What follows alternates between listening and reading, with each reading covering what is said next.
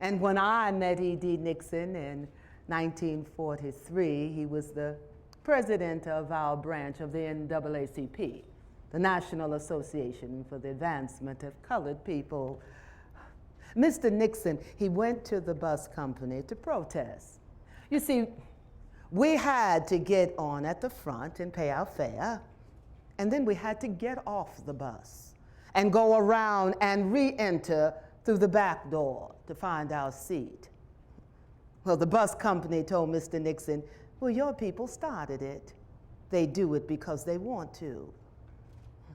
Mr. Nixon also went to the bus company to get the route to the Day Street Bridge extended. You see, there was a little community of people that lived on the other side of the Day Street Bridge, and they had to walk more than a half a mile to catch the bus. Well, the bus company told Mr. Nixon if they're willing to walk and still pay, then there's no need to extend the route. People like Mr. Nixon and Fred Gray, Joanne Robinson always had their nose to the grindstone to do what they could for equal rights. Joanne Robinson, she's a professor at the Alabama State College. She's also one of the founders and leaders of the WPC, the Women's Political Council. Well, Joanne Robinson, people like them, they've been trying for years to do. Things didn't just start with me on December 1st. I worked at the Montgomery Fair department store as a seamstress. I hated seeing those signs every day, white and colored, the elevators, the water fountains, the restrooms. I would take the stairs more often than get on one of those elevators marked colored. And on hot summer days, even when my throat was dry, I wouldn't drink out of one of those water fountains marked colored. On the evening of December 1st, I left for work as usual, and I walked down to Court Square and caught the Cleveland Avenue bus.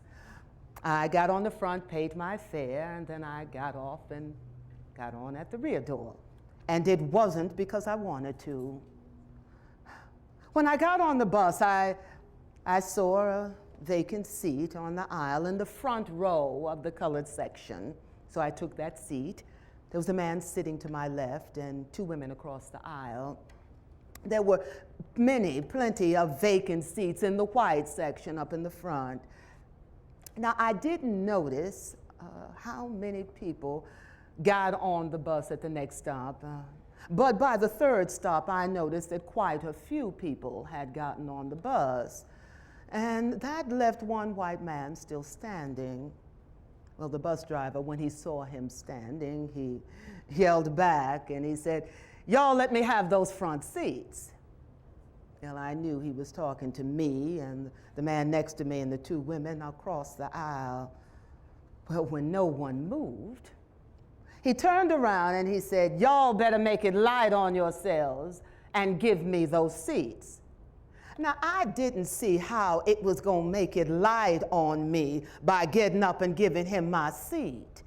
And when I looked at the man next to me, he was in the process of getting up. And, well, the two women, they were already in the aisle. In those few minutes, dozens of images went through my mind.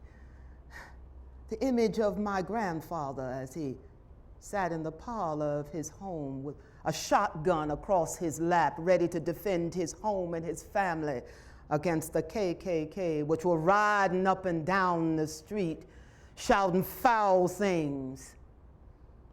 The image of me as a little girl as I looked up and saw a man hanging by a noose from the tree. The image of a white man drinking from a water fountain marked white, as he let his dog lap from the water fountain marked colored. All these images went through my mind, and when I looked up and that bus driver looked down at me and asked me if I was going to get up, I said no. And he said, "Well, I'm going to have you arrested." And I told him he may do that. We never said anything else to one another. I didn't even know his name was James Blake until we went to court. As he left the bus, I tried to shut down my mind, not think about all the things that could happen, and you know anything was possible. There were some white people in the front that were getting a little restless, and they were asking for transfers, a lot of whispering and murmuring. And you know, a lot of people have asked me if it was then that I thought that my case could be a test case against segregation. And I said, no, that was not going through my mind then. Well, 2 police officers got on the bus, and one of them asked me, why didn't you stand up? And I asked him, why do you push us around? And he said, and these are his exact words. He said, I don't know. But the law is the law, and you're under arrest.